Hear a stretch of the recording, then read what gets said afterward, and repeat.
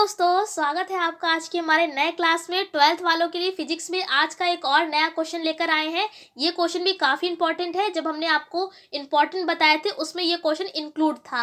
तो अगर आप पहली बार इस वीडियो को देख रहे हैं तो हमको बता देते हैं आप सभी को कि इंपॉर्टेंट टॉपिक्स आपको हम प्रोवाइड कर चुके हैं। आपकी 2 बुक्स है फिजिक्स की, एक पार्ट ए और पार्ट बी। दोनों में 5 यूनिट्स है। दोनों को मिलाकर 5 यूनिट्स के जितने भी इंपॉर्टेंट टॉपिक्स थे उन सभी को हमने बता दिया है। अगर आपने वो वीडियो नहीं देखी तो ज़रूर देख ले जाके। फिलहाल इस क्लास में हम आपको बताएंगे। आज का क्वेश्चन होगा हमारा, एम्पियर के परिपथीय नियम के प्रयोग से एक अनंत लंबाई के सीधे धारावाही चालक कहे या तार कहे के कारण चुंबकीय क्षेत्र का व्यंजक आपको निकालना होगा। ये टॉपिक बहुत ज़्यादा इंपॉर्टेंट है। हमने आपको बताया था, अगर आपने वो वीडियो देखी है तो आपको पता होगा। हमने कहा था कि अगर ये क्वेश्चन लॉन्ग में आता है तो एम्पियर का परिपथीय नियम कहेगा लिखने के लिए और साथ में एक डेरिवेशन ज़रूर देगा। यानी कि एक एम्पियर आपको ऐसे कहा जाएगा कि एम्पियर का परिपथीय नियम लिखिए और साथ में इसकी सहायता से अनंत लंबाई के धारावाही चालक के लिए आपको चुंबकीय क्षेत्र निकालना पड़ेगा। और अगर ये नहीं आता है तो किस तरीके से पूछा जाएगा कि एम्पियर का परिपथीय नियम लिखिए और साथ में इसको सिद्ध भी करके दिखाइए। 2 तरीकों से पूछा जा सकता है। ये वाला जो है क्वेश्चन वो बहुत ज़्यादा इंपॉर्टेंट है, कई बार ये एग्जाम में पूछा गया है। तो इस टॉपिक को आप बिल्कुल भी ना छोड़े। फिलहाल अगर आप पहली बार इस वीडियो को देख रहे हैं, आपको ये भी बता देते हैं, यहाँ पर अनसॉल्व पेपर सॉल्व करा रहे हैं। ये हमारा चल रहा है 2022 का सेट नंबर 7, इसी को सॉल्व करा रहे हैं। और देखिए यहाँ पर ये क्वेश्चन पूछा भी गया है, यानी जो हमारा अभी पेपर लास्ट ईयर हुआ था उसमें ये क्वेश्चन आया था। अगर आपके पास अनसॉल्व है तो आप उसमें देखिए ये क्वेश्चन कितनी बार रिपीट होगा। कई बार आया है, यानी कि इसका मतलब है ये काफ़ी इंपॉर्टेंट क्वेश्चन है। फिलहाल इस क्लास में इस क्वेश्चन को अच्छे से बताएंगे। सबसे पहले यहाँ पर आप ये जान लीजिए, चालक लिख कर आए, तार लिख कर आए, आपको यही डेरिवेशन करना है। दूसरी बात, यहाँ पर एक वर्ड आया है एम्पियर का परिपथीय नियम। सबसे पहले ये होता क्या है, ये तो बात की बात है, इसकी सहायता से आप प्रूफ करेंगे। पहले आपको यही पता होना चाहिए कि एम्पियर का परिपथीय नियम आखिरकार होता क्या है। तो पहले इसके बारे में बताएंगे। फिलहाल इस क्वेश्चन में आपको इसके बारे में लिखना नहीं है, क्योंकि केवल इतना कहा गया है कि आपको इसकी सहायता से इस डेरिवेशन को प्रूफ कर कर दिखाना है। लेकिन हम इसमें इसका यूज होगा ना, प्रयोग होगा, तो इसलिए हम पहले बता देते हैं कि एम्पियर का परिपथीय नियम आखिरकार होता क्या है। तो भाई फॉर्मूला बस आप देख लीजिए और आपको समझ में आ जाएगा। फॉर्मूला कुछ इस तरीके से होता है, बी डी एल मतलब समानुपाती होता है आई के। ये होता है एम्पियर का परिपथीय नियम। अब इसमें क्या क्या चीज़ें हैं वो भी बता देते हैं। भाई इस तरीके के जब भी निशान होता है इसको पढ़ते हैं समाकलन का निशान, इंटीग्रेशन का। और ये गोला बीच में बना हुआ है, इसका मतलब होता है बंद पृष्ठ का समाकलन। जैसे ये क्लोज है ना, बंद है, तो इसको पढ़ेंगे बंद पृष्ठ का समाकलन। बी क्या है, बी है यहाँ पर चुंबकीय क्षेत्र। क्या है, चुंबकीय क्षेत्र। ऊपर इस तरीके से तीर का निशान लगा है, ये बताता है वेक्टर को। वेक्टर का मतलब होता है भाई सदिश राशि है, ठीक है। डॉट लगा हुआ है, यानी कि ये स्केलर गुणनफल, ये यानी कि क्या है, अदिश गुणनफल है। उसके बाद क्या किया है, डीएल। भाई एल यहाँ पर क्या है, एक चालक है या मान लीजिए एक तार है, उसकी लंबाई को दिखा रहा है, यानी कि तार की लंबाई है, क्या है, एल है। इसके ऊपर भी वेक्टर लगा हुआ है। उसके बाद समानुपाती का निशान है और आई है। आई तो भाई पता ही होगा, बहुत ही नॉर्मल सी बात है, आई को बोलते हैं धारा। बहुत पहले से आप पढ़ते आ रहे हो, आई क्या होती है, धारा होती है। और इसका मात्रक भी आपको पता होगा, एम्पियर होता है, ठीक है। ये क्या होता है, हमारा एम्पियर का परिपथीय नियम होता है। एक बात आपको पता ही होगी, जब भी इस तरीके से समानुपाती का निशान लगा होता है तो इसको हटा के हम कुछ ना कुछ लगाते हैं। तो इसको जब हम हटाएंगे तो क्या लगाएंगे भाई, इसको हटाकर हम लगाएंगे बराबर करके म्यू नॉट लगाते हैं, या आप इसको म्यू जीरो भी पढ़ सकते हैं। क्या पढ़ेंगे, म्यू जीरो या म्यू नॉट। तो हमारा फॉर्मूला क्या हो जाता है, समानुपाती यानी बंद पृष्ठ का समाकलन बी डी एल। अब देखिए एल है तो क्या बोलेंगे, रेखीय समाकलन, ठीक है। अभी बताएंगे इसके बारे में, म्यू नॉट और आई। ये हमारा फॉर्मूला बन जाता है किसका, एम्पियर का परिपथीय नियम। जब आप डेफिनेशन लिखेंगे तो ये नहीं लिखेंगे यहाँ पर कि लंबाई है एल, क्या लिखेंगे, रेखीय। जब भी रेखीय की बात आती है तो एक सिंगल एल बनाते हैं, ठीक है। तो आपको ये बात पता होनी चाहिए। यहाँ पर लिखेंगे कि रेखीय बंद पृष्ठ का जो समाकलन होता है और उसका चुंबकीय क्षेत्र का गुणनफल किसके समानुपाती होता है, उसमें चालक में बहने वाली धारा के समानुपाती होता है। बस यही नियम होता है। देखिए अभी हमने आपको मुंह जबानी बता दिया, क्यों? क्योंकि हमको इसका फॉर्मूला पता था। हम कई क्लासों में क्या चुके हैं, फॉर्मूला बस याद करिए, रटिए मत। आपको बस फॉर्मूला याद करना है, उसके बेस पर आप किसी की भी डेफिनेशन लिख सकते हैं, मात्रक भी निकाल सकते हैं और वीमा भी निकाल सकते हैं। कोई भी रटने वाला काम यहाँ पर हम नहीं करवाते हैं, बस आपको फॉर्मूला याद होना चाहिए। फॉर्मूला बता दिया है। अब चलिए प्रूफ करते हैं कि यहाँ पर इस डेरिवेशन को कैसे करेंगे। चुंबकीय क्षेत्र निकालना है। चुंबकीय क्षेत्र का मतलब है यहाँ पर बी आपको निकालना पड़ेगा। जब इस डेरिवेशन को करेंगे तो आपको इस वाले फॉर्मूले का यूज करना पड़ेगा। कौन सा? ये वाला जो फॉर्मूला है, बी डी एल बराबर हो जाएगा म्यू नॉट आई के। ये फॉर्मूला यूज होगा तभी इस डेरिवेशन को आप कंप्लीट कर सकेंगे। तो आई होप इतना समझा पाए होंगे। तो चलिए इस डेरिवेशन को प्रूफ करते हैं।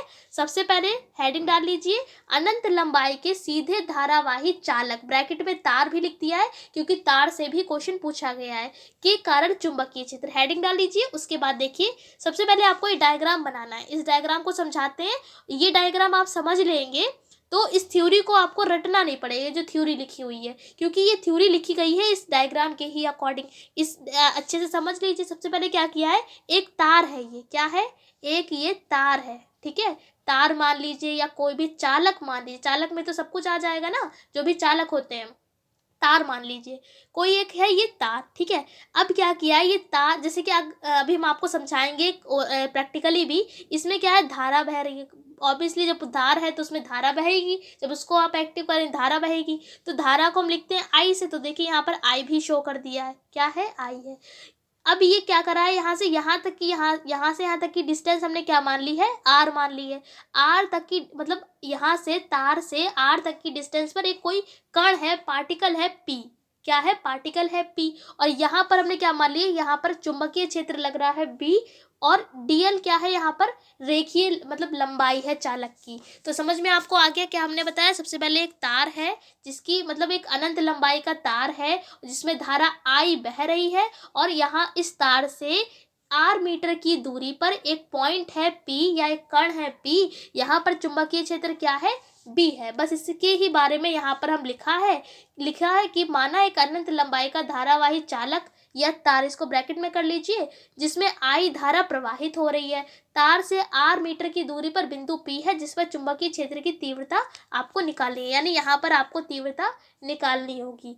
अब देखिए समझ में आ गया। जैसा हमने आपको बताया इस डायग्राम में वैसे ही तो लिखा, सेम एडिटिज वैसा ही लिखा कि एक तार है जिसमें धारा आई बह रही है और आर मीटर की दूरी पर एक पॉइंट पी है जहां पर आपको चुंबकीय क्षेत्र की तीव्रता निकालनी है, यानी बी जो है वो फाइंड आउट करना है। कैसे करेंगे, तो देखिए लिखा हुआ है। तो इसके लिए आर त्रिज्या का एक वृत्त खींचते हैं, यानी यहाँ से यहाँ तक की जो हमने डिस्टेंस मानी थी, मतलब आर मीटर की दूरी पर एक पी पॉइंट था। अब देख रहे हैं यहाँ पर इसको अगर हम मिलाएंगे तो एक वृत्त बन जाएगा।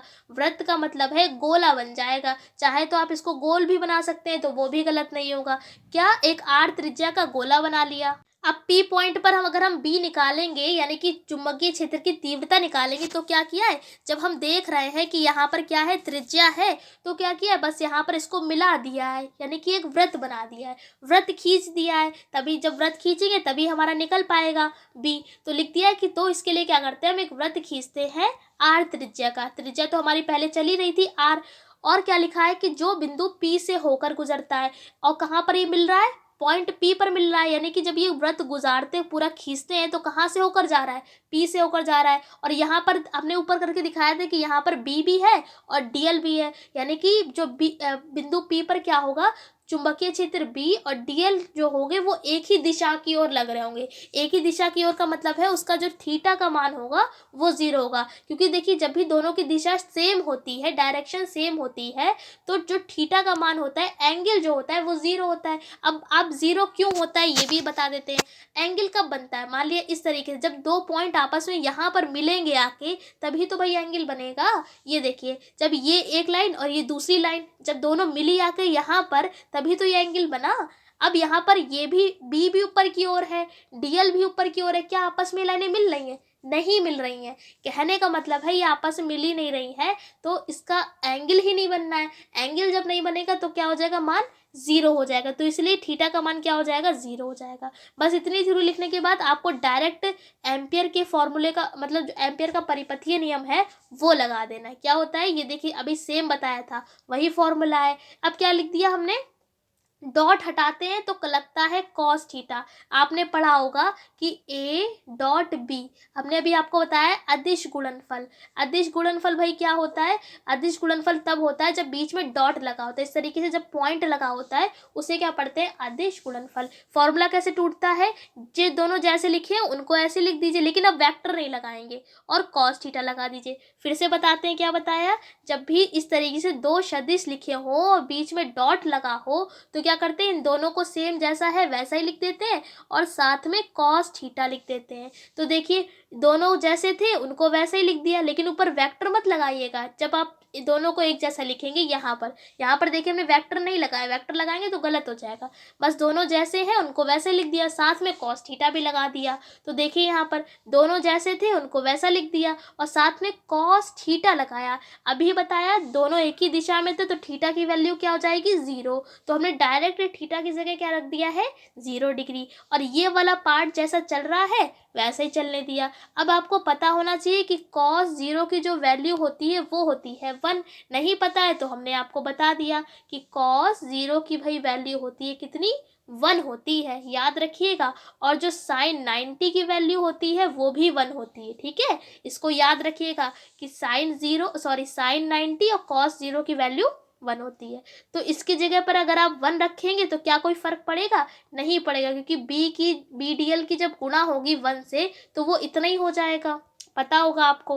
तो ये लाइन हमने सेम ऐसी लिख दी, बस इसको हटा के। हट कैसे गया? क्योंकि इसकी वैल्यू क्या होती है? 1। तो आप साइड में इस तरीके से लिख भी सकते हैं कि cos 0 degree is equals to क्या होता है?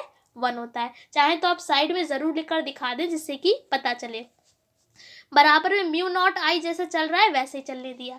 अब इस ये वाला समानुपाती का निशान चल रहा है, सॉरी यहाँ पर जो समाकलन का निशान चल रहा है वो हमेशा क्या करेंगे? डीएल के पास रहेगा। कहते नहीं है जहाँ जहाँ पर डी है वहाँ वहाँ पर ये समाकलन का निशान लगा दो। तो देखिए यहाँ पर डी था तो ये समाकलन का निशान हट के यहाँ पर आ जाएगा। अब क्या करेंगे? हमने आपको बताया, ये देखिए चित्र से समझाते हैं। ये क्या बन रहा है? वृत्त बन रहा है कि नहीं?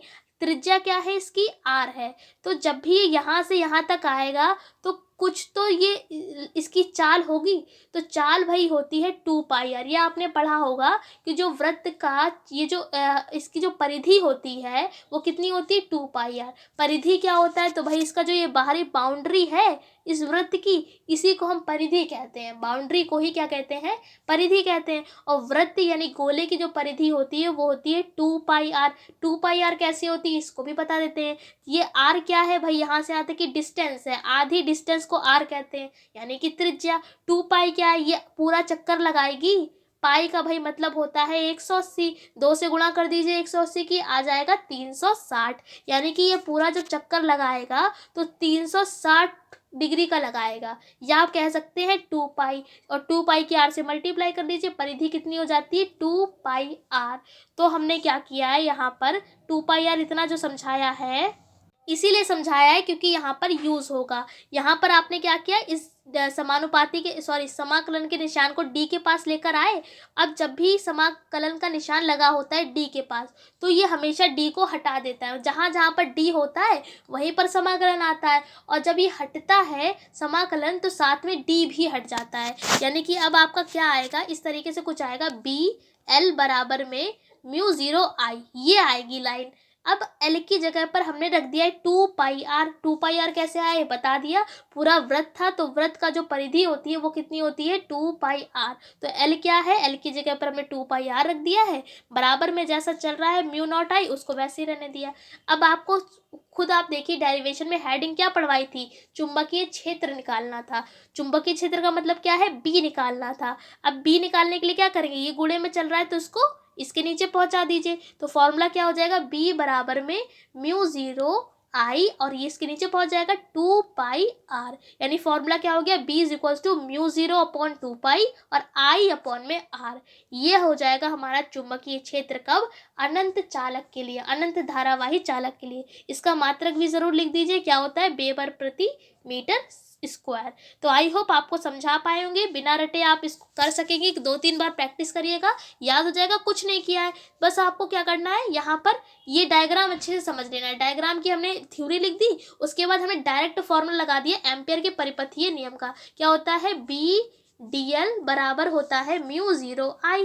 फिर क्या किया, यहाँ से इस डॉट को हटाया। डॉट हटाने के लिए क्या करते हैं, दोनों को सेम लिख दीजिए और cos थीटा लगा दीजिए।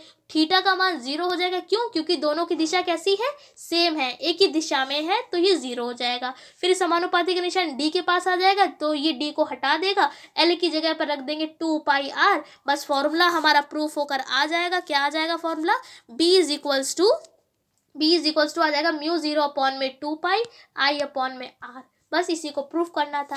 तो आई होप आपको समझा पाए होंगे। ये काफ़ी इंपॉर्टेंट टॉपिक है, तो आप इसको बिल्कुल भी ना छोड़ें। कोई यहाँ पर आपको फिर भी कुछ डाउट हो रहा है तो आप पूछ सकते हैं। इस क्लास में इतने रखते हैं, अगले क्लास में मिलेंगे अगले नए टॉपिक के संग। तब तक के लिए जय हिंद, जय